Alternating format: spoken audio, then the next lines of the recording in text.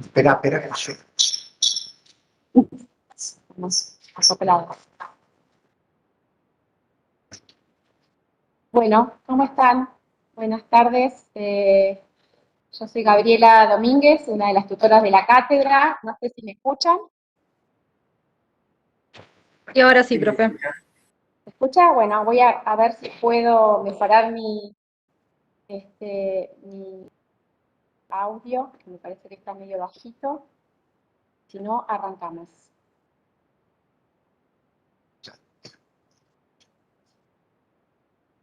Participantes tenés 73, muy bien.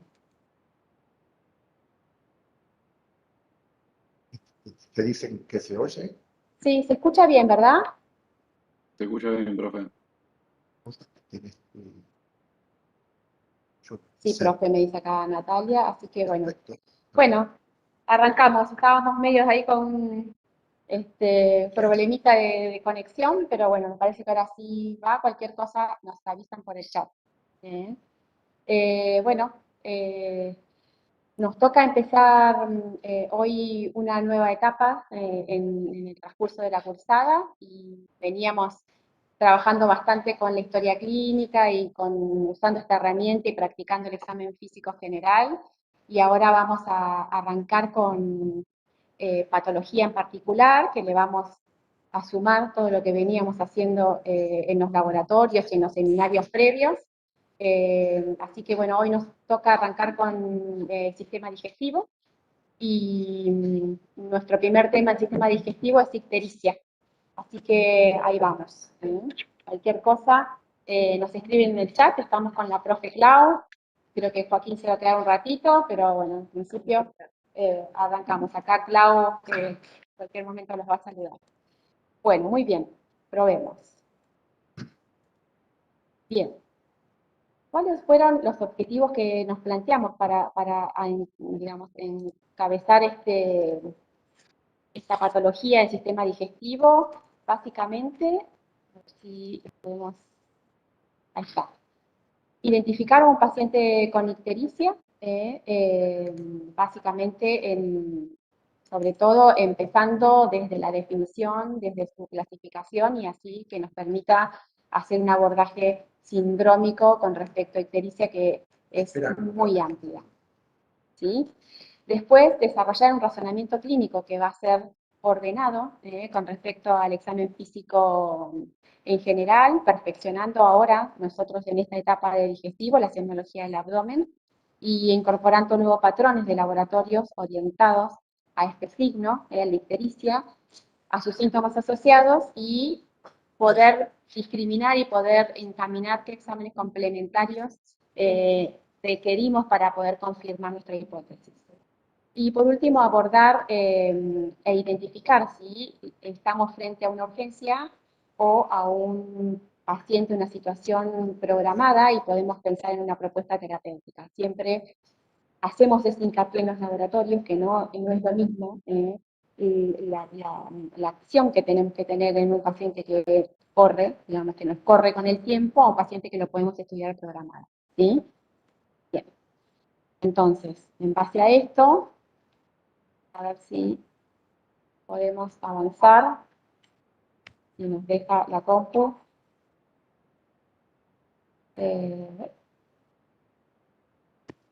Ahí. Bien, el contenido de la clase entonces va a constar de definición, de una introducción muy sencilla en la fisiología, en la fisiopatología, en cómo clasificamos las ictericias, ¿Qué patrones de laboratorio vamos a usar para abordar, digamos, a un paciente con ictericia? ¿Qué métodos complementarios necesitamos? Y después, un poco de enfoque de recordatorios y algo de referencias para que ustedes quede de lectura. Bien, entonces, en cuanto a la definición de ictericia es la coloración amarilla de la piel y las mucosas, secundaria al aumento de niveles de bilirrubina sérica. Yo pongo acá el punto de corte de normalidad de la bilirrubina sérica, es de 0,3 a 1 miligramos de filitro, o si lo vemos en milimoles, de 5 a 17, y nos parece un dato que es interesante, nos ha pasado puntualmente, sobre todo en los parciales, de estar frente a una situación, un caso, me parece que, perdón, que acá me preguntan mis colegas si Acá está no, grabando. no se está grabando. No, ahí vamos a grabarla. ¿Sí? ¿O querés que grabe yo? Bueno, dale, ahí la va a grabar Papi. Entonces, ¿es importante saber el punto de corte? Sí, porque nosotros estamos sospechando, digamos, un paciente que tiene ictericia desde el interrogatorio, desde el examen físico, lo corroboramos, y después tenemos el examen complementario, donde nos viene el dosaje de bilirrubina y tenemos que saber cuál es el punto de corte normal, porque nos ha pasado en el parcial de preguntarles cuál es el punto de corte normal y estamos perdidos. Entonces, no podemos seguir con esta misma hipótesis y no podemos avanzar con este dato. ¿Tenemos que saber todos de memoria? No, pero hay algunos puntuales que sí, ¿sí? Entonces, empiécense a familiarizar con este tipo de datos porque nos sirve un montón para avanzar con nuestra hipótesis diagnóstica.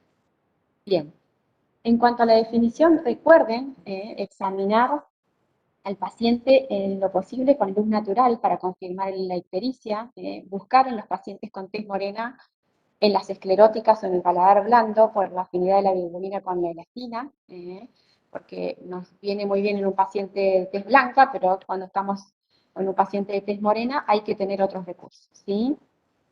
Sepan que a partir de los 2 miligramos ya podríamos encontrar ictericia clínicamente establecida, pero con mayor posibilidad, con mayor fácil, digamos, va a ser, no les digo 10 como dice acá estrictamente, pero sí a partir de 4 o de 6 miligramos sobre decilitro. Parámetros que uno podría decir, bueno, estamos frente a un paciente con ictericia, probablemente tenga más de 2 miligramos, ¿sí? Cuando vayamos a buscar al laboratorio. Bien. Y otra cosa importante es saber diferenciar ictericia de pseudoictericia. Recuerden que lo más común son los pacientes que tienen alto consumo de verduras, de calabaza, sobre todo de zapallo, que tiñe la piel, tiñe las manos, sobre todo las palmas de las manos, pero no tiñe las escleróticas. Otra causa de pseudoictericia, Oriana. Oriana ha levantado la mano, acá me dicen, ¿qué le pasa a Oriana? Contanos, Oriana, ¿qué pregunta tenés? ¿Me escuchas? Sin querer. ¿No? Fue sin querer, ok. Bueno, y otra causa son las drogas, la fluoresceína, las aterbinas, que son agentes para el paludismo, menos frecuente, pero sí, recuerden lo del alimento, que es bastante frecuente. Y cuando uno está acostumbrado a ver ictericia, la sospecha rápido, pero si no tiene mucho entrenamiento, podemos meternos en un estudio de ictericia sin que realmente sea eso. Bien. Un Hola, poco para profe, entender, una consulta. dale. ¿Puede ser que estos pacientes con hipercarotenemia tengan también las palmas de las manos Sí, con un color exactamente. amarillento? Ah, bien, Absolutamente, casi anaranjado, es muy característico, sí, búsquenle bien. ahí, ¿sí? Y pregúntenle, atrás de buscar, pregunten si consumen mucho, y probablemente te diga todos los días, y entonces, bueno, ahí empezás a sospechar el diagnóstico diferencial, ¿sí? Genial, gracias, profe. Bien, buenísimo. Bueno, para entender un poco el origen, ¿no? De dónde viene la bilirrubina, vamos a hacer un repasito sencillo de la fisiología. Recuerden que el metabolismo de la hemoglobina es el responsable del 80 al 85% de la bilirrubina. El resto viene del clivaje de la mioglobina, de enzimas que contienen hemo, parte viene del hígado, resto del vaso, de la médula ósea por una eritropoyesis ineficaz, pero la mayoría Viene del ciclo vital que cumplen los glóbulos rojos, que son aproximadamente 120 días. Esos se rompen, se desprende la hemoglobina y ahí vemos cómo seguimos. Acá les pegué esta, que me pareció esta foto es un dibujito bastante casero, pero que está bueno.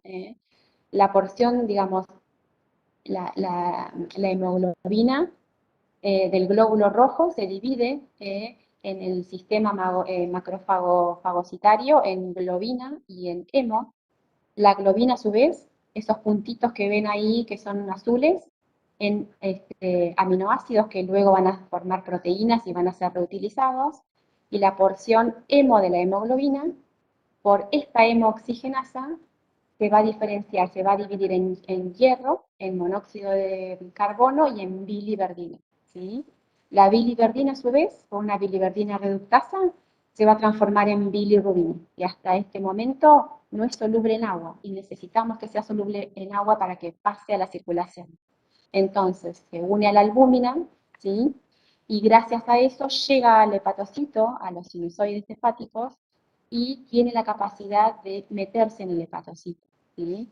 En los próximos seminarios, cuando la doctora Amico, Claudia, les hable de un poco de cirrosis y de hipertensión portal, les va a contar un poco más fino todo esto de la anatomía del hepatocito, de la microbiología del hepatocito. Y ahí, una vez llegado al hepatocito, se mete la bilirrubina en el hepatocito, se une a estas proteínas, que son estos puntitos que ven ahí para que no tenga la capacidad de volver al torrente circulatorio, y en el sistema retículo endoplásmico del hepatocito se une al ácido glucurónido por medio de esta enzima que es muy protagonista, ya la vamos a ver, para formar la famosa bilirrubina conjugada. En el anterior estábamos en este dibujito, estábamos formando la bilirrubina. Acá estamos tratando de que la bilirrubina se transforme en bilirrubina conjugada. Antes de que llegue al hepatocito, bien prehepática. En esta instancia, bien hepática, ¿sí? Y esta enzima, que es la que se encarga de la unión del ácido glucurónido con la bilirrubina para formar biliconjugada, que es la uridil difosfato glucuronil transferasa, bastante difícil, es la que tiene mucho protagonismo, ya lo vamos a ver después cuando veamos fisiopatología. Una vez que la biliconjugada ya tiene capacidades de pasar a la vesícula y formar parte de la bilis, está lista para para formar parte de la bilis y formar parte de este circuito cuando tiene el estímulo del bolo alimenticio, ser secretada a la primera porción del duodeno. ¿Sí? Ahí estaríamos bien de fisiología. ¿Cómo termina este circuito? Una vez que hace su acción en esa porción del duodeno, la bilis sigue su camino, llega a la porción distal del intestino, ahí por bacterias, enzimas que tienen estas bacterias intestinales, se vuelve a degradar y el 90%, digamos, queda en el intestino para formarse estercobilina y va a ser el que va a dar el color a las heces.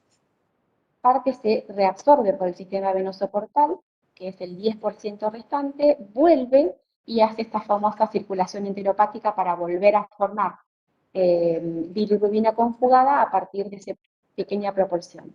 Y antes de llegar a hígado, una parte muy chiquitita va por vena a el nefrón renal y hace la parte de la urobilina, se transforma en estercobilina o en urobilina, y ese poquito de urobilina es el que le va a dar el color a la orina.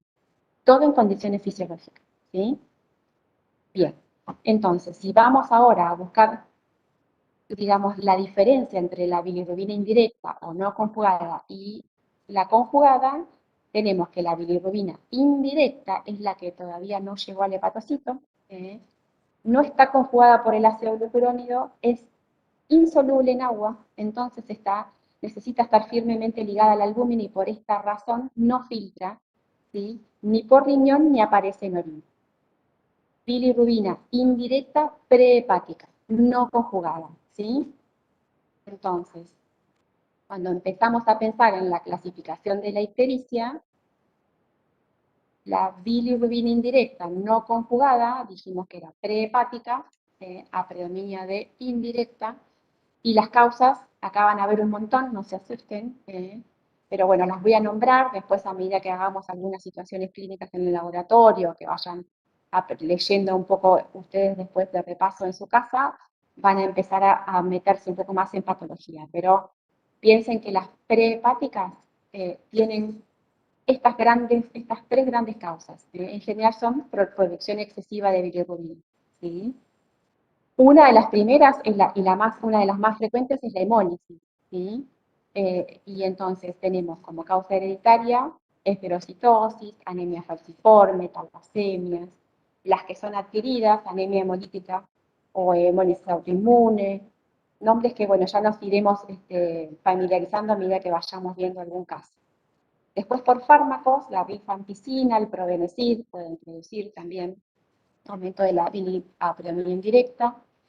Las genéticas, que son el Krieger-Najjar 1 y 2 y la enfermedad de Gilbert, el Krieger-Najjar 1 y 2, lo que tienen es un déficit a nivel de esta enzima que es la uridildiposfosglucoroniltransferasa. El 1 es el que van a ver en SANA, en pediatría, que es el de los neonatos, que tienen ausencia absoluta de esta enzima, entonces tienen incapacidad de conjugar bilirrubina. Son estos pacientes que tienen muy mal pronóstico de vida, porque no tenemos capacidad de reemplazo de esta enzima y tienen déficit absoluto, entonces empiezan a acumular grandes cantidades de bilirrubina indirecta que pasa al sistema nervioso central y hace el famoso cuadro de Kernicterus con convulsiones, coma y terminan con muy mal pronóstico en menos del año de vida. El 2 es del adulto, producen, digamos, hacen un porcentaje muy bajito de esta enzima y se les puede mejorar con un inductor enzimático, como por ejemplo el probenecid, que ya lo van a ver en fármaco, y tienen como mejor pronóstico que en los niños. Y la enfermedad de Gilbert, que en realidad también tienen como una incapacidad no permanente de mal usar esta enzima. Entonces, ante determinadas situaciones tiene que haber un desencadenante, como por ejemplo un ayuno extremo, un ejercicio, ya vamos a ver un poquito más adelante, un estrés pronunciado, hace que esta enzima funcione mal transitoriamente, pero no tiene ninguna otra cosa más que eso. Es bien benigna, es transitoria, no tiene repercusión en el hígado, no tiene repercusión en otros parámetros y el paciente muchas veces lo nota porque lo trae de un laboratorio de rutina y tiene una bilis indirecta aumentada sin ninguna otra alteración, ni siquiera clínica. A veces puede tener una leve ictericia, pero que se le va transitoriamente. Quizás alguno de ustedes tiene un Gilbert, es bastante común verlo, pero no tiene trascendencia clínica, solo tenemos que tener nosotros esa información bien clara para tranquilizar al paciente, que si tiene un Gilbert no tiene nada que hacer, ¿sí? no hay que preocuparse. Bien, ahí estamos en las prehepáticas, ¿sí? Bilirrubina, predominio indirecto. Ahora vamos a las bilirrubina directa o conjugada. Profe, Esta ¿te hago sí una consulta antes de de que orina. siga? ¿Puede ser? Pensé que estaban preguntando algo.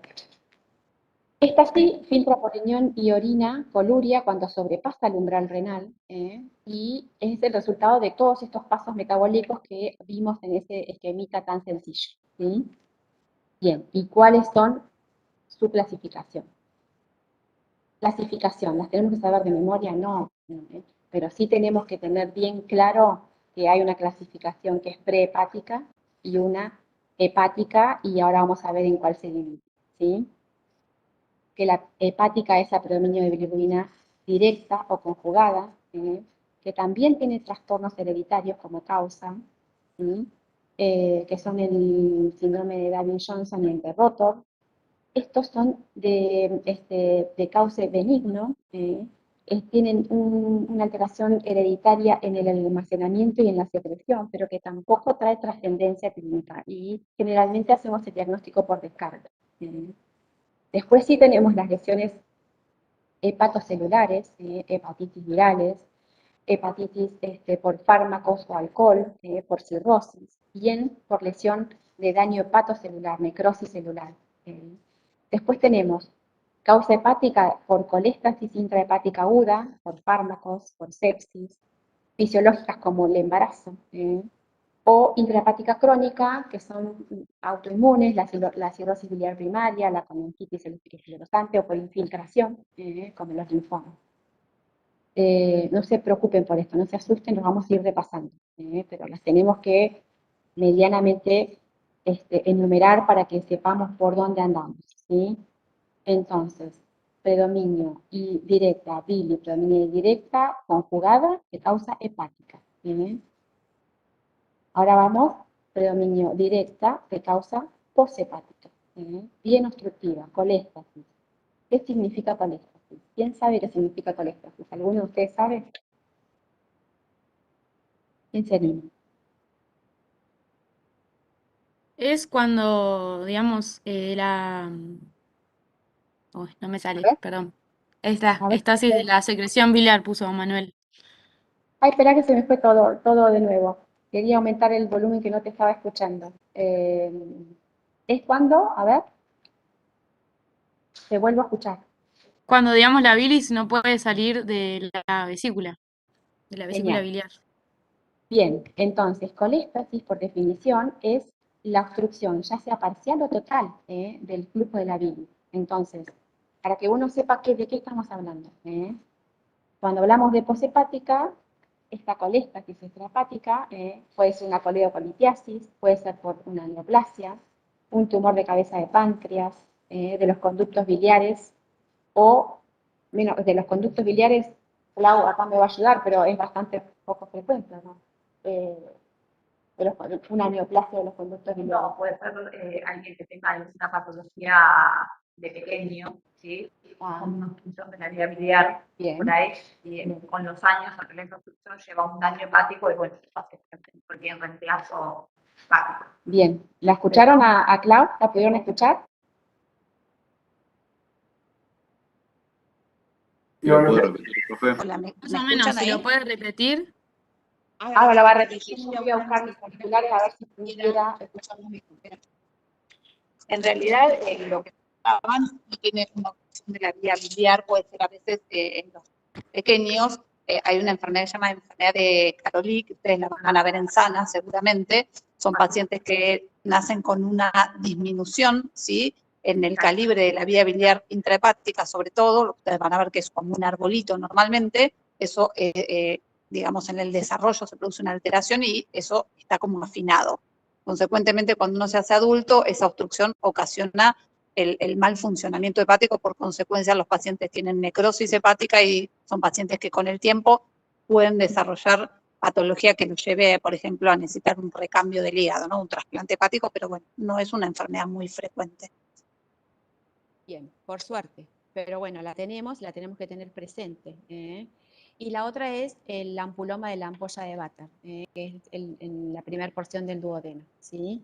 De todas estas, la que vemos, bueno, obviamente es que no sean neoplásicas, es la coledocolitiasis, y bueno, al que le tenemos un poco de temor es al tumor de cabeza de páncreas, que no nos da síntomas hasta que de un día para el otro se nos pone amarillo, y casi siempre, lamentablemente, llegamos tarde. Bien. Bueno, entonces, con toda esta clasificación, ¿cómo hacemos para llevarlo a la práctica? ¿Cómo sería el enfoque clínico de la ictericia? ¿Sí? Entonces, acuérdense, siempre que están ante la sospecha de un paciente con ictericia, piensen en descartar causas de pseudoictericia.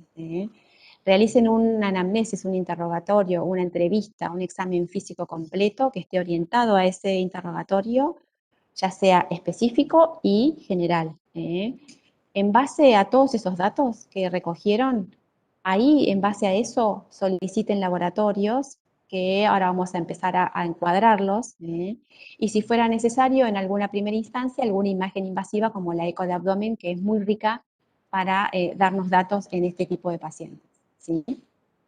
Y cuando empezamos a tener nuestro enfoque diagnóstico, generalmente va a ser en base a parámetros de dosajes de bilirrubina, porque nos va a dividir, vamos a poder entrar en esta clasificación que hicimos al principio. Podemos detectar predominio de directa o indirecta, asociar a este valor a otras alteraciones de dosajes de laboratorio, que es lo que vamos a seguir ahora con el seminario. Y básicamente después, gracias a eso, determinar posibilidades terapéuticas, o ya sea una derivación oportuna al especialista, el que se necesite, o ya sea de urgencia para resolver algo que no nos dé tiempo, o programado para definir un poco más tranquilos el diagnóstico etiológico y su propuesta terapéutica. ¿Sí? Entonces, en base a eso, estamos muy enfocados al hepatograma, que es donde va a estar el informe. Una de las cosas que nos va a informar el hepatograma es la bilirrubina y las enzimas hepáticas que ahora vamos a ver. Pero recuerden a su vez que un hepatograma normal no descarta patología hepática. Pensar en diagnósticos diferenciales de alteración del hepatograma que no sean propias del hepatograma, ¿sí? O de patología digestiva, como una miopatía, como causas óseas, fisiológicas, endocrinas, un hipotiroidismo severo, fármacos. Ahora, un poquito más adelante, vamos a buscar, les voy a dar así algunos tips de diagnósticos diferenciales. Y si estamos en presencia de alteración del hepatograma de causa hepática, lo que nos suma, nos sirve para ordenarnos es orientarlos en patrones, en el patrón de hemólisis, en un patrón de lesión hepatocelular, en un patrón de coléstasis intrahepática o de coléstasis extrahepática o poshepática. Entonces, ¿cómo vamos groseramente a encontrar un patrón de hemólisis y más allá del examen físico, ¿no? Que vamos a, en el interrogatorio, digamos, en la entrevista que vamos a tener con el paciente, es un paciente que puede estar asintomático, que tenga dolor en dorso, que tenga dolor en articulaciones, le podemos detectar una esplenomegalia, puede tener fiebre muchas veces, y cuando vamos al patrón puro del hepatograma, es un paciente que tiene una bilirrubina total menor de 6 miligramos por ciento o miligramos por sobre decilitros. Una bilirrubina directa menor al 20, o sea, esto nos está diciendo que el predominio es el predominio indirecto, ¿sí? Las enzimas hepáticas TGO, TGP, FAL van a estar mayormente normales, y el tiempo de protrombina también va a estar anormal. Otro dato digamos, interesante para que apoye el patrón de hemólisis es una LDH aumentada y una aptoglobina baja, que no la puse acá. Groseramente, para ir entrando en tema, el patrón de lesión hepatocelular es un paciente un poco más florido, puede venir con náuseas, con vómitos, con fiebre, con anorexia o hiporexia. Cuando vamos al examen físico es un paciente que tiene una hepatomegalia blanda, que puede estar presente también una esplenomegalia de acuerdo a la causa, al origen. Y cuando vamos al patrón puramente del laboratorio, tiene una bilirrubina total variable, que está a predominio directa la mayoría de las veces, más del 50%, que tiene una TGP, que es patrimonio del hepatocito, aumentada mayormente más de 5 veces, una FAL que puede estar aumentada, pero no como la TGO o la TGP, y que de las dos siempre probablemente predomine la TGP, que es patrimonio del hepatocito. Ahora lo vamos a ver un poco mejor, ¿sí? Y el tiempo de protrombina tranquilamente puede estar alterado, aumentado. Los otros dos patrones, dijimos coléstasis intra y extra o poshepática. La intrahepática es un paciente con gran ictericia, tiene acolia, tiene coluria, tiene prurito, depende de la magnitud del cuadro, tiene una hepatomegalia blanda, ¿sí? También en la evolución, ¿sí? Si es una intrahepática, digamos, de coléstasis intrahepática crónica, probablemente podemos encontrar un hígado que no sea tan blando. Y si vamos al patrón de laboratorio, que es lo que queremos enfocar en esta instancia, bilirrubina total, siempre a predominio directa, con una TGP aumentada, con una FAL en aumento, ¿sí? Acá sí empieza a haber aumento 3 a 5 veces del valor normal, y un tiempo de protrombina prolongado. Le podríamos sumar una gamma GT, está dentro del hepatograma, no, la tenemos que pedir, y también apoya a la FAL en el patrón obstructivo, si esto fuera bien obstructivo, ¿sí? Y la poshepática, extrahepática, el cuadro es similar, son pacientes que tienen, se le agrega, son pacientes más de urgencia, con dolor cólico, el hipocondrio derecho. También podemos encontrar la ictericia, la colia, depende del tiempo de evolución. Una hepatomegalia, una vesícula palpable dolorosa, eso vamos a practicarlo mañana en el laboratorio, donde palpamos la semiología de la vesícula, del hígado, del vaso. Una bilirrubina, obviamente que es a predominio directa, una TGP aumentada, FAL aumentada, mucho más que en los otros patrones y bien acompañada también del aumento de la gamma GT. Para poder, ¿cómo van hasta ahí? ¿Están muy mareados? ¿Tienen mucha información? ¿Necesitan que repitamos algo?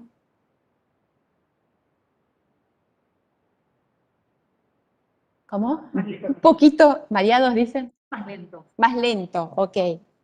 Bueno, un poquito más lento. Bueno, ahora vamos a transportar toda esta información en algunas situaciones clínicas para que podamos empezar a ejercitar toda la información que vimos previamente, que venimos viendo ahora en el seminario. Vamos a presentar este caso. Bien, este es un paciente masculino de 32 años de edad, que tiene como ocupación mesero, vive solo, nacido en Cuba, vive en nuestra ciudad hace 2 años, derivado por ictericia, ese fue su motivo de consulta, no tiene antecedentes patológicos trascendentes, heredos familiares, al padre desconoce, a la madre es médica, es diabética tipo 1, reside en Cuba. En cuanto a sus antecedentes personales, no fuma, alcohol ocasional, solo fines de semana, solo cerveza, tampoco es un valor importante, o sea, fines de semana, 2 pintas, no es que digamos que se emborracha. Y nos cuenta acá brevemente en su enfermedad actual que refiere a haber comenzado hace 7 días con astenia, orinas oscuras y posteriormente sumó prurito e ictericia, inicialmente visible en escleróticas, luego generalizada. Al interrogatorio dirigido refiere por momentos molestias a nivel del hipocondrio derecho. Su examen físico como datos relevantes tiene lesiones por rascado, predominios de tronco, ictericia en piel y mucosas, no fiebre, no flapping, no vómitos ni náuseas, ¿sí? El abdomen es blando, no doloroso, se palpa hígado a 3 centímetros por debajo del reborde costal, de consistencia lisa, no esplenomegalia, no adenopatías, resto del examen irrelevante, ¿sí? Bien, con este paciente recibimos esto, recibimos un laboratorio que tiene una Bili total de 78, dijimos que el rango era muy interesante saberlo porque miren el rango normal, a predominio directa, 55 miligramos decilitros, con una TGP 2450, ahí tienen su rango normal, una TGO 1550, una FAL que no tiene trascendencia, digamos, está en rango normal, una gamma GT, esto es lo que hablamos hoy, normal, una albúmina de 4, un tiempo de protrombina, acá marcamos en negrito los datos que nos parecieron más relevantes, positivos, como llamamos a menudo, el 60%, tiene un antígeno de superficie para hepatitis B positivo y un anticuerpo de hepatitis B IgM positivo. Una BDRL sumada que nos embarra la cancha positiva, ¿no? Bien, su eco de abdomen, bien que tiene un hígado que tiene una forma respetada, de contornos regulares, ligeramente aumentado de tamaño. El resto tiene la vía biliar intra y extrahepática que no tiene alteraciones. Es una ecografía que no nos muestra demasiada trascendencia, no así el laboratorio. ¿Qué piensan con este patrón, con lo que ven en negro, de lo que estuvimos viendo? ¿Para dónde lo orientarían? ¿Quién se anima?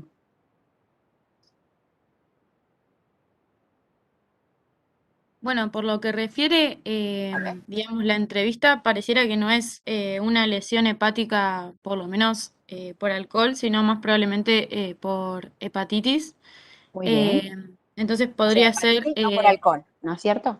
claro, entonces podría ser Está muy bien. una lesión, digamos, hepática, hepatocelular, digamos, por todo el contexto clínico. De cuadro- Sí, muy bien. ¿Y cómo refuerzan esto?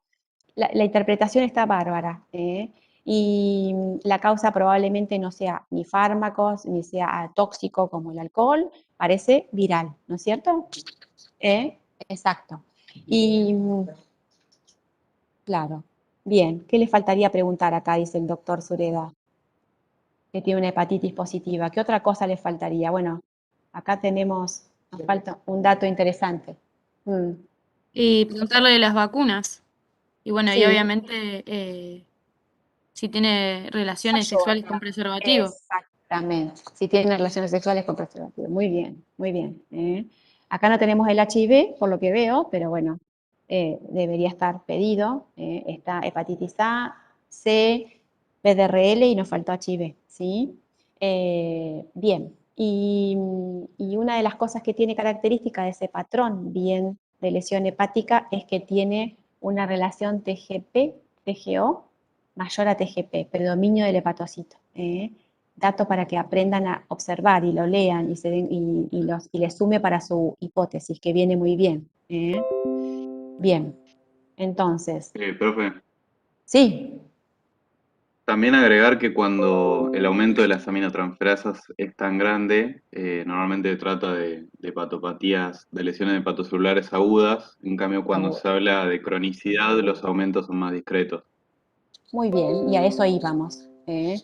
Miren esto. Esto es una gráfica para que ustedes recuerden lo que estábamos hablando. La ubicación de las enzimas hepáticas, donde se forman, permite una aproximación diagnóstica. Recuerden que la TGP es bien patrimonio del hepatocito, está en el citoplasma, bien en las mitocondrias del hepatocito, bien patrimonio del hepatocito. En cambio, la TGO no solamente está en el hepatocito, sino que se pueden encontrar en otros órganos.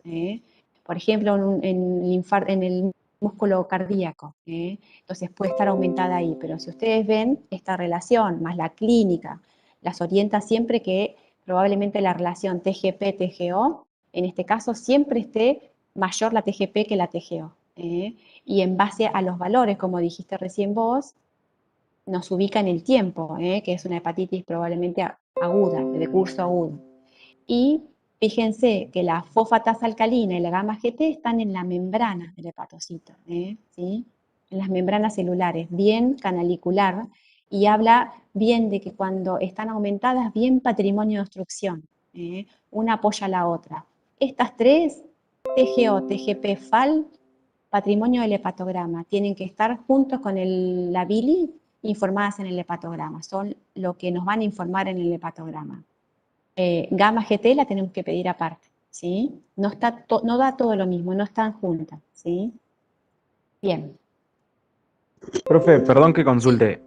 Dale. Habías tirado recién un dato, puede ser, cuando viste el laboratorio sobre A la ver. TGO y la TGP. Sí. Nos habías dicho que nos iba a ayudar para poder... no, si lo podría repetir, sí, si lo podría repetir, porfa, lo que había dicho. Ahí va. ¿Esta? ¿Decís? Fíjate que Sí, profe, sí. la TGP en este paciente, que estamos pensando una lesión hepatocelular aguda, tiene una TGP de 2500 y una TGO de 1500. Tiene daño de las dos, pero hay un predominio específico del hepatocito, de la que es propia del hepatocito, bien patrimonio del hepatocito. TGP, Perfecto. ¿sí? Para que ustedes se empiecen a interpretar esto y lo busquen, porque les va a sumar para su hipótesis diagnóstica. Y ven que acá la FAL y la gamma GT están normales. ¿Sí? Bien, bien. Perfecto. Eso, Gamma profe. GT y FAL, patrimonio de obstrucción. TGP, patrimonio de destrucción, de necrosis hepática. ¿Sí? Bien, entonces, seguimos. ¿Qué debemos tener en cuenta ante una alteración del hepatograma? El valor absoluto de las transaminasas. el cociente entre las mismas. Acá volvimos a repetir lo mismo. Cuando la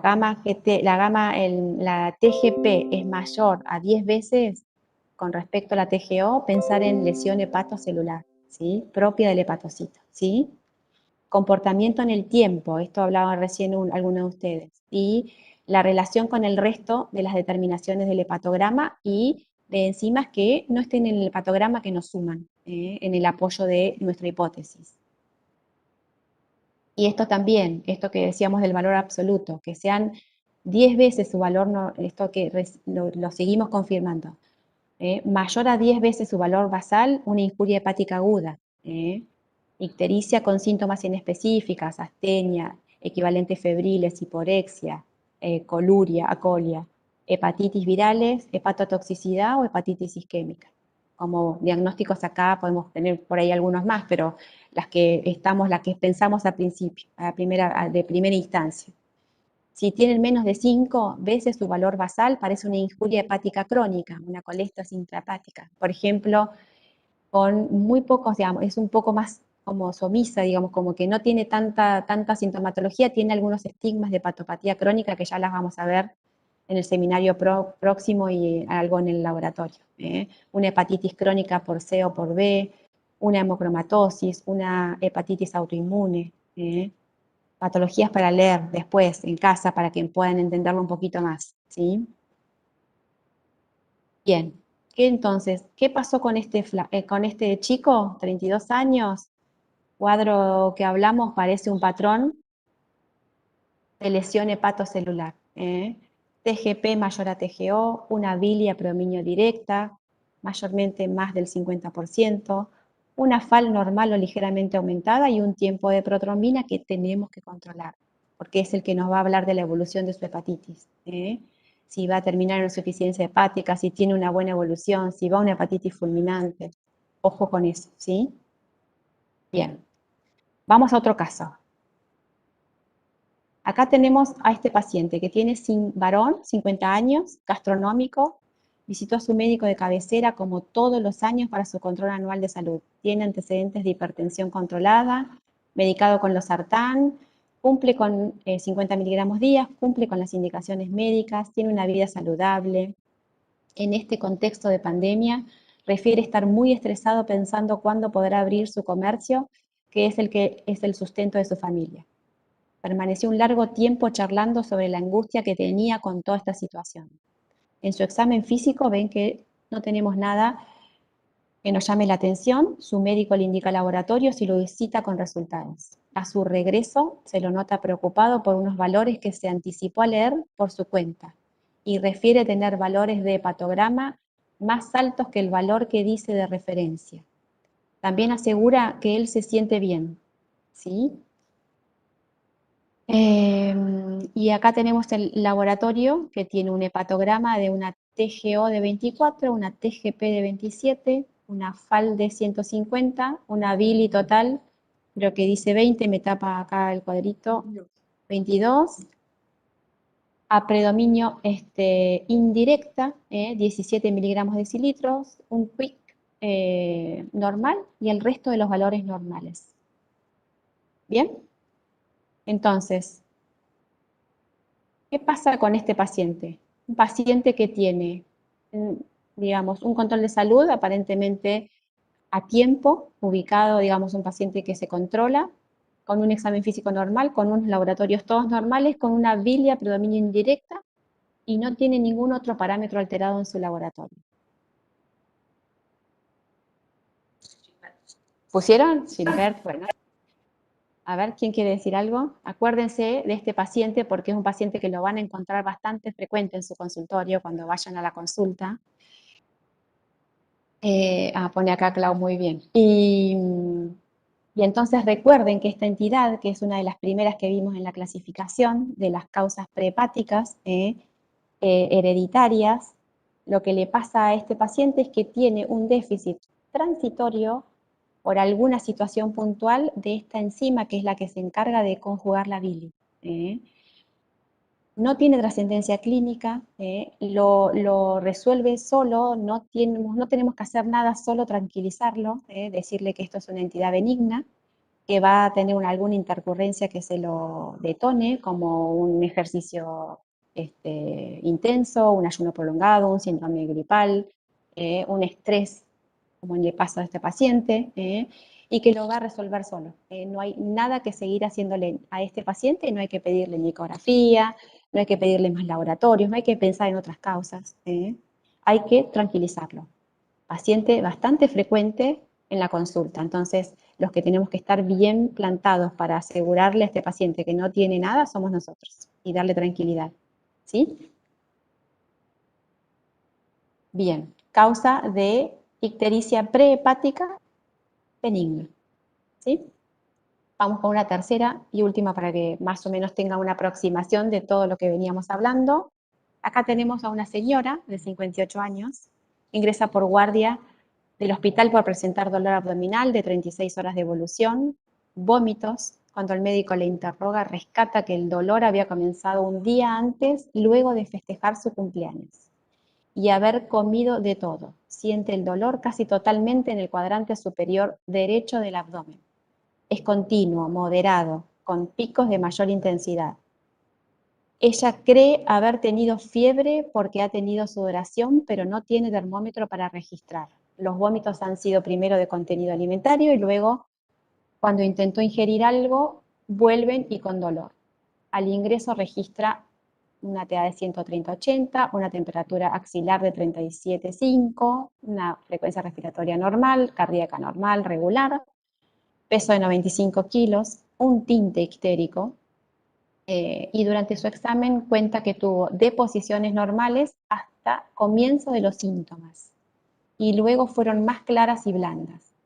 El médico continúa examinando y describe buena entrada de aire bilateral, no ruidos agregados, auscultación cardíaca irrelevante, un abdomen blando a la palpación superficial con un dolor focalizado en la palpación profunda del hipocondrio derecho y epigastrio, signo de Murphy francamente positivo. Hígado se palpa el reborde costal con inspiración profunda, nada trascendente. Y mientras termina de revisarla, Juana le cuenta al médico que, no le veo acá, los tengo a ustedes, que tiene colesterol alto, que toma medicación para ambos. Está asustada, pero por suerte tiene 4 hijas que la acompañan. Bien, ¿qué piensan con esta señora cuando a este interrogatorio, con estos datos del examen físico? ¿Cuál es su hipótesis temprana? ¿Cómo? Perdón. Extrahepática por el signo de Murphy positivo, la fiebre. Muy bien, muy bien, muy bien. Extrahepático, bien.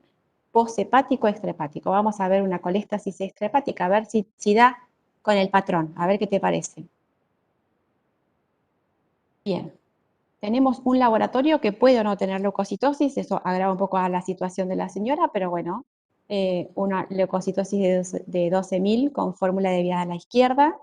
Esto quiere decir que tiene neutrofilia, tiene una TGO de 50, una TGP de 120, una FAL de 600, una bili total 20%, 20 miligramos por ciento o miligramos sobre decilitros, un tiempo de protrombina levemente prolongada y una milasa de 60, con un rango hasta 137. ¿Apoya tu diagnóstico o no lo apoya? ¿Qué decís? Bien, positivo. O sea que apoya el diagnóstico. Si alguien pregunta el diagnóstico diferencial con la pancreatitis, en este caso dice, ¿daría un abdomen blando o en tabla? Bueno, depende del momento que venga, pero las pancreatitis son muy floridas. El paciente tiene un dolor característico en hemicinturón, y generalmente es una complicación a punto de partida de una coledocolitiasis. Alguno que se va para el conducto del páncreas y lo obstruye y es un cuadro muy florido. Y la milasa en este caso, ¿cómo estaría? ¿Cómo debería estar? Apoyándonos en el laboratorio. Si fuera una pancreatitis elevada, pusieron hablando. A ver.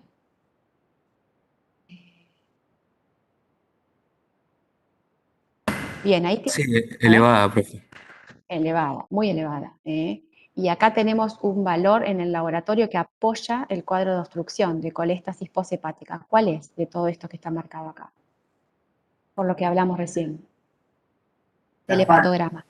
La FAL. Fíjense que tiene una TGO y una TGP que a veces pueden aumentar, después hace una meseta, pero la FAL claramente es bien obstructiva. Nos podríamos apoyar con una gamma GT que la acompaña, seguramente va a estar muy alta, y si sospechamos, en este cuadro no nos queda claro, y sospechamos en el examen físico que puede estar comprometido el páncreas, la amilasa nos aporta mucho, porque probablemente venga muy alta. La ecografía, recuerden que no es el mejor método para ver páncreas porque está retroperitoneal, pero sí para ver esto, que tenga una vesícula con engrosamiento de la pared mayor a 4 milímetros, que es el corte, una presencia de líquido, presencia de múltiples cálculos, algunos fijos en el cuello vesicular, una vía biliar extrahepática dilatada. Tenemos todos los porotos para que tenga una colecistitis esta señora. Bien, entonces Juana claramente tiene una coléstasis extrahepática, tiene un dolor cólico en hipocondrio derecho, con un Murphy, como dijo algunos de ustedes, francamente positivo, con clínica de una transgresión alimentaria, una bili a predominio directa, ¿sí? Total aumentada a predominio directa, con una TGO, una TGP por 2 o 3, que en las 72 horas aproximadamente pueden quedar en meseta, y una FAL y gamma GT aumentadas orientan a un patrón de obstrucción. Acá tenemos solo la FAL, pero si hubiéramos pedido la gamma GT probablemente también hubiera estado aumentada. ¿Sí? Bien, entonces repasemos. Acá les pusimos esta foto que se va a repetir mañana en el laboratorio, porque la topografía de abdomen nos sirve para saber qué estamos palpando, qué es lo que les puede doler, o sea, tenemos que tener esto bien claro cuando vamos a hacer palpación, inspección, percusión, todo lo que vamos a ejercitar mañana de abdomen.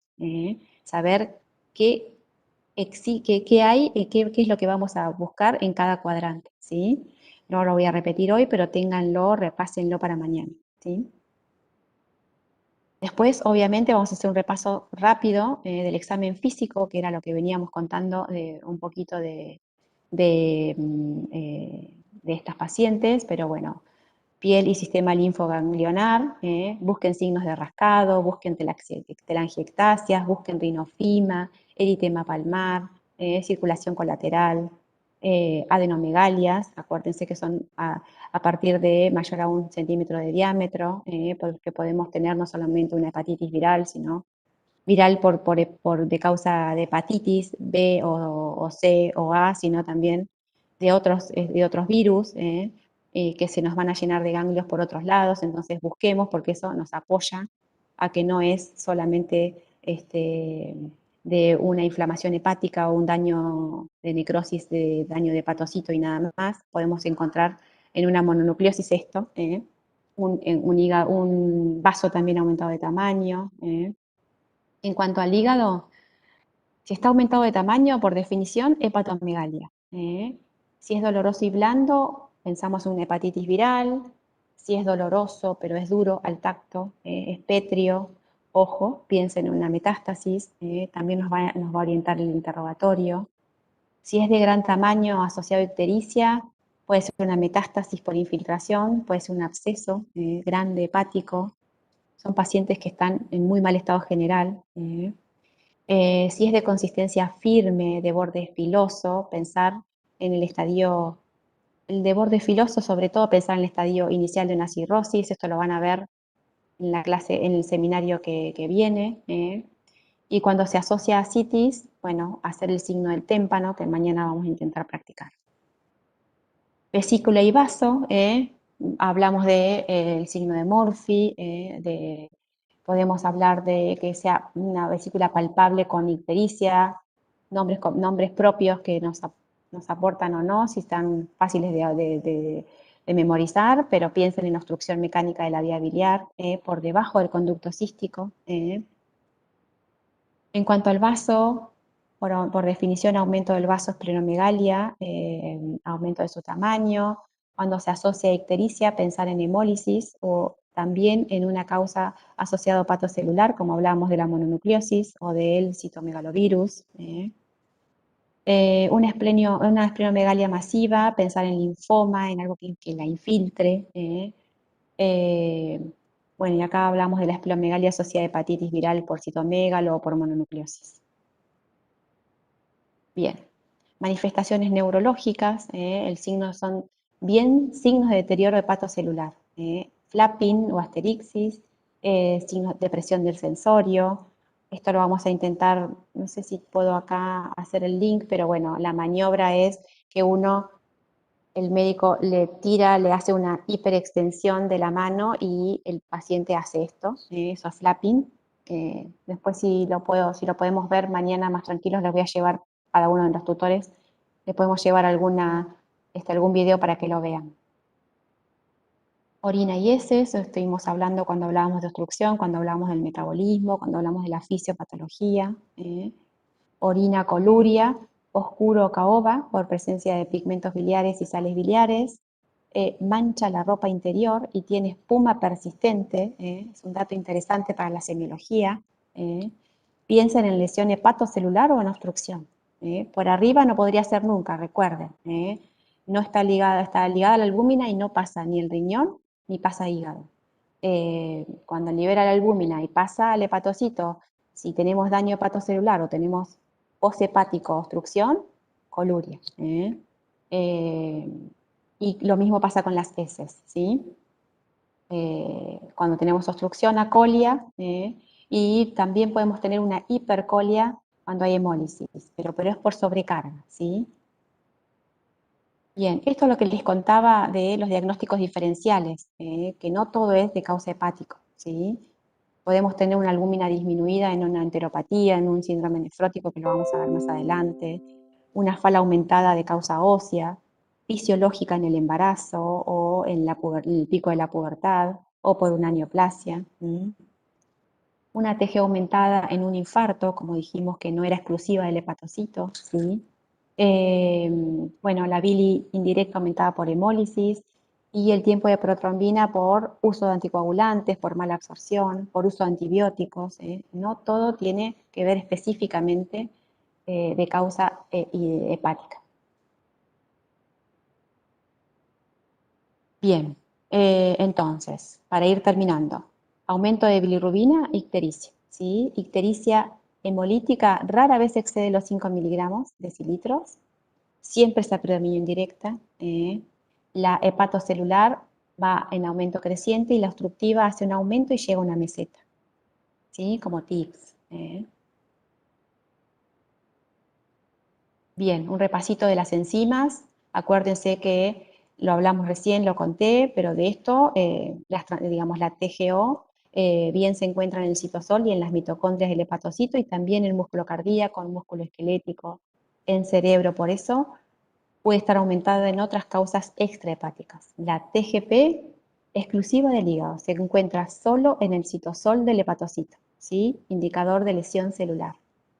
La FAL 80% es de origen biliar, alteración del flujo, cuando hablamos de coléstasis, obstrucción, acuérdense, FAL aumentada. ¿Quién la acompaña? La acompaña la gamma GT, define procesos hepáticos junto a FAL y además se usa para seguimiento de inductores hepáticos como ingesta aumentada de alcohol, también eso lo vamos a ver. La 5-nucleotidasa, estas gamma GT, LDH, 5-nucleotidasa, no las informan en el hepatograma, las tenemos que pedir aparte, ¿sí? La 5-nucleotidasa acompaña a los aumentos de FAL en los procesos de origen hepático junto a aumentos de gamma GT, también, otra que podemos pedir para confirmar, digamos, patrones obstructivos. La LDH es un marcador de hemólisis e indicador de masa ocupante tumoral, también de lesiones de pulmón, a nivel de tromboembolismo. No quiero llenarlo de datos, pero bueno, la pedimos en hemólisis y tiene que estar aumentada, ¿sí? Y proteinograma y tiempo de protrombina, evolución de función hepática, proteinograma de evolución también, buscando albúmina sobre todo. Entonces, para ir cerrando, si aumenta la TGP y la TGO, la TGP sobre la TGO más de 10 veces, siempre piensen en valores en patología, digamos, en lesión de patonecrosis, ¿sí? En las virales que tienen mucho daño, digamos, de lesión hepatocelular, la TGP mayor que la TGO casi siempre, exclusiva del hígado, ¿eh? Por lo tanto, es la mejor indicadora de lesión hepática. Cuando lo tenemos invertido, sospechar en hepatitis alcohólica, ¿eh? Si tenemos una FAL aumentada, pensar en enfermedad obstructiva, coléstasis, obstrucción parcial o total de flujo. Eso es coléstasis, ¿sí? Podemos también asociarle la gamma GT o la 5-nucleotidasa que la hablamos recién, ¿sí? Gamma GT aumentada sola, sospecha de consumo de alcohol. LDH muy aumentada, más ictericia, hemólisis. Y coagulograma alterado, alerta de mala evolución. Bien, ¿qué le sumamos a los laboratorios? Imágenes. La más sencilla, la menos invasiva, la que nos da rédito de inicio, la ecografía abdominal. Después tenemos, obviamente, una tomografía y una colangioresonancia. La eco es la de primera elección para ver estructura de hígado, tamaño, características. Lo vimos con la paciente de la coledocolitiasis. Nos dan muchos datos y no necesitamos otra imagen para corroborar el diagnóstico o nuestra hipótesis planteada, ¿sí? Ahora tenemos que buscar páncreas y bueno, rezo. Ahí tenemos que buscar retroperitoneo, no se queden con la imagen de la eco sola. Y después tenemos otras que reservamos para compartirlas con el especialista.